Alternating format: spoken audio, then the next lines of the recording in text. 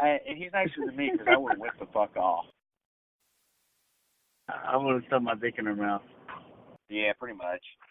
Yeah, it's because he's like, we'll stay together, we'll get married. And she's like, yeah, I've already got a boyfriend. And he's like, what? It was so good. Maybe Tony's not Mexican. Lord. I guess he's Italian. Whatever. It's close enough. It's just like Nightmare on Elm Street. That dude's like, he plays an Italian, but he's clearly Mexican. Or plays a Mexican, but he's clearly Italian. Either way, he was pretty greasy. And so is this guy. Yeah.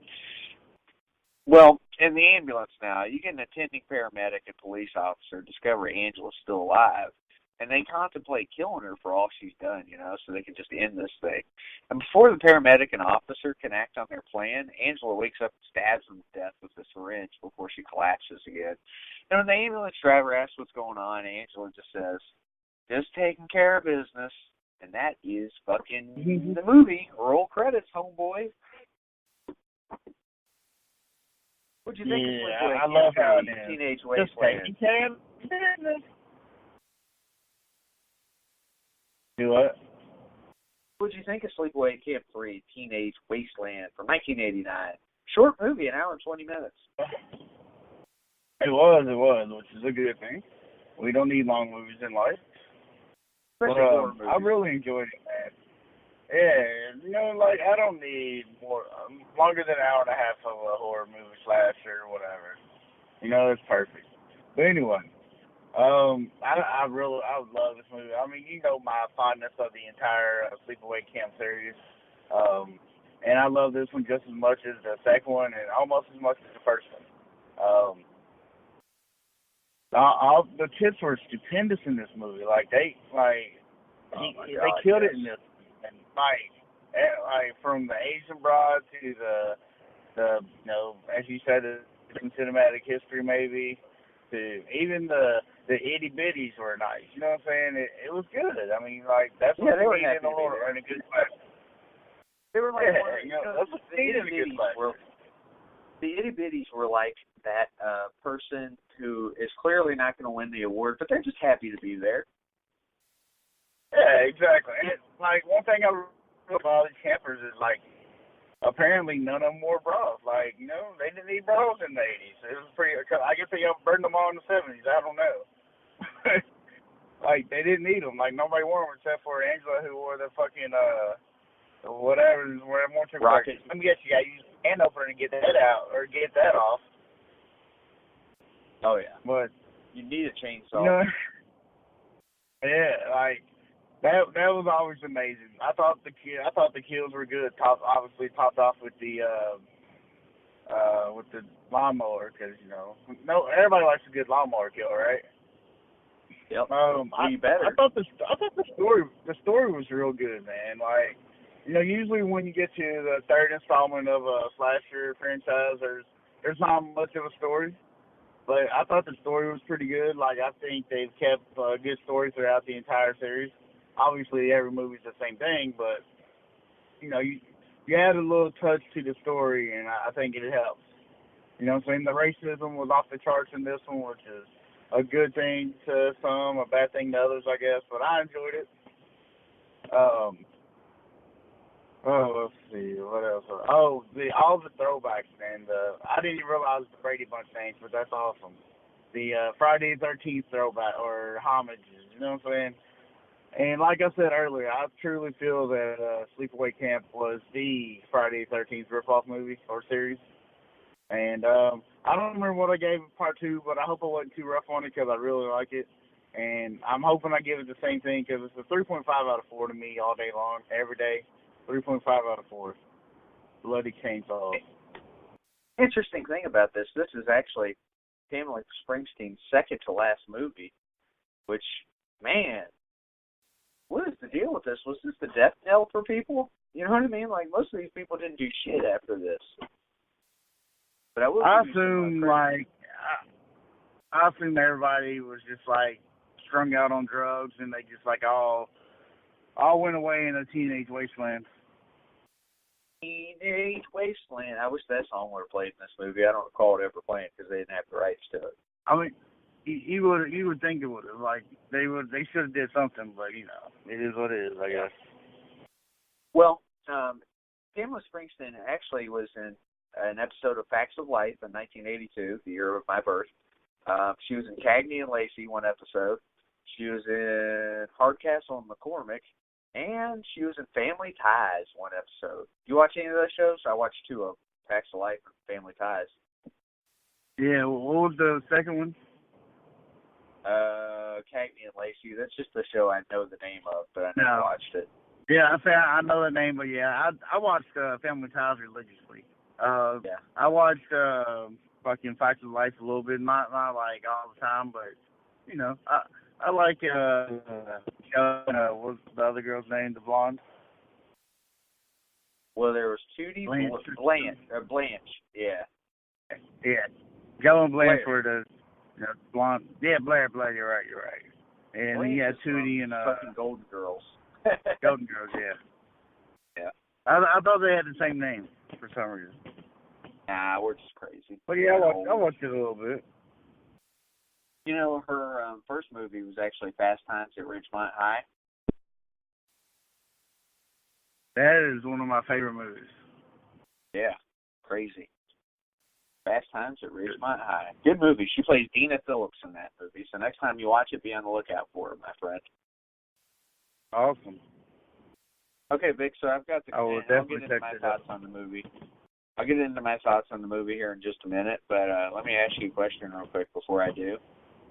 By the way, I think Dixie Lanes is the movie where she shows them, just so you know. Okay. Now, what do you think Alyssa Rose versus Pamela Springsteen? Like, what I think about, like, who do you prefer as like, Angela? Who is Angela? Which one of them is Angela to you? Because, this is like Ted White versus Kane Hodder. It's not a fair comparison. Obviously, Alyssa Rose is Angela. Like, she's Angela. But, I really dig Pamela Springsteen as Angela, man. Me too. And she did it twice. Series. You know what I mean? Like, when is... Yeah. Balls to the Wall Slasher. The other one's just, let's have some fucking fun. Yeah, man. But, like, when I watch it, like, Alyssa Rose was, like, more of a kid, so it's hard for me to, you know what I'm saying? Yeah. At least she looked like more of a kid, I'll say. But she's always going to be an Angela to me. But fuck, man. Springsteen is good at it. It's like, I feel like she took it and ran with it, you know what I'm saying? She kind of, like, Andrew Barnarski to her role, if that makes sense. She made did, her. Man. She did it twice. Yeah, she did it twice. So it's really, man, it's like, the difference between Barnarski and Pamela Springsteen is Barnarski was just kind of, not to say that he didn't do his own thing, but he was just copying Gunner. Pamela Springsteen did her own thing. Oh yeah. This is a completely different character. Yeah. Angela didn't even talk in the first one, really. True. As of who I prefer, I'm going to go with Springsteen. Yeah, because you got to do them. But you know what I mean? Yeah, but when I think of Angela, I will always think of Alyssa Rose. Does that make sense? I think a huge part of that is because Alyssa Rose is active in the horror community, and Pamela Springsteen's just gone away. Yeah, she goes to conventions, so that's a big part of it. I mean, like Pamela Springsteen's, she is. You want to hear some shit? She's a photographer, okay? She also photographed a number of other album covers for other such artists as Vonda Shepard and NWA. Did you not? Swear to God. Wow. Well, I mean, she is Bruce's sister. It makes sense. What? Yeah. Yeah, that's crazy though. Yep. And she, for a brief time, she was actually engaged to Sean Penn as well. Huh. Interesting. I feel like I tried to contact her at some point and I never got a response, but I'd like to talk to her. Just anybody can make that happen. She's got a website, PamelaSpringsteen.com. And that's Yeah, probably I something we'll googled talk him. about horror. I mean, it's male. Yeah, I mean, I'm sure. There's a phone number too. I should call her. Ooh, I should call her right now. do it. That'd be awesome, wouldn't it? Do it. Let's get her on the line. All right, I'm doing it right now. Okay, listen. I mean, I'm sure. Oh, shut the fuck up. You hear it? Yes. But you hear it? Yes. Hang on. I'm sure it's the office number. I'm sure it is.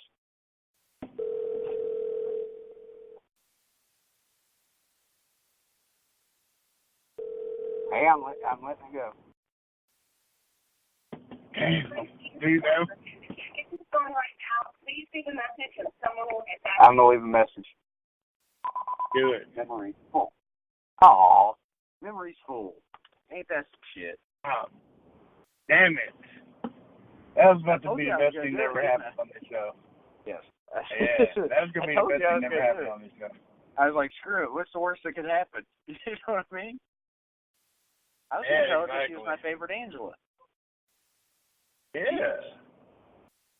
So. Yeah, and she's my favorite Springsteen. Yes, easily. That's not even close. Fuck Bruce Springsteen. He's a bum. A commie bum at that. Yeah. Tyler likes him. That's all I need to know. Who? Okay. So I haven't even given my thoughts on Sleepaway Camp 3 yet. First of all, it's racist. It's funny to me because there is nothing funnier to me than racism. I mean, don't get me wrong. There's some uncomfortable racism in different movies, but in this movie, it's hilarious. Yeah, this the was tagline. racism. Yeah. Well, the tagline in this movie is called "She's back to slash last year's record." I love that tagline, by the way. Hell yeah. Pretty great tagline. And you know, you get the progression from Sleepaway Camp 2 to Sleepaway Camp 3. I feel like I gave Sleepaway Camp 2 3 out of 4 machetes. And I felt like I was going to give this movie the same rating. But I'm not. After watching this movie and seeing those fucking titties, I gotta go with a 3.5 out of 4, just like you. This movie is amazing, and I don't care who you are. You can tell me, oh, it's goofy, it's this, it's that. Dude, it is fun as hell, and it's funny. Like, I feel like Sleepaway Camp 2 was trying too hard with the funniness. This one actually was funny, you know? Yeah. So it's nothing against Sleepaway Camp 2. It's a good movie. I felt like they took it and they did a better job this time around. Yeah, man. And it was like everything about this one was pretty great. Yeah, it was just fun. And you know, Michael A. Simpson, you're a jewel. So the fact that we disagree with IMDb is not a surprise because we usually do. Because I like 3 better than 2. That's the question, Vic. Do you like 3 better than 2 or 2 better than 3? Because if you gave 2 a 3.5, I don't know if you did or not. The question is, which one do you like better? I don't know if I did or not either. I mean, I would have to like watch them back to back. I think I actually did that a few years ago whenever they were on Netflix. I watched all 4 of them together. Yeah, I did it last year whenever we were preparing for part 2. Yeah, man, I think I like part 3 better. It's fun, man. It's just fun. I mean, part 2 has the dead teenager brains, which is probably my favorite quote out of the entire series. Yeah, but part 3 is just fun, man. Like, there's nothing about the movie where I just like nothing drags. Like, I don't hate my life at all during it. You know what I'm saying? It's just fun. And when I'm watching a slasher, what do I want? I want fun. I want to enjoy myself. And like, it's not long. It's perfect. Like, it gets to the shit quick. I mean, like the first 5 minutes, you got a murder. You know what I'm saying? And you got tits all within the first 5 minutes. And I'm like, do you find it weird that Sleepaway Camp 2 and 3 both have chicks on the cover that look like they're the killer, but neither one of them's Emma Springsteen? You know what I mean?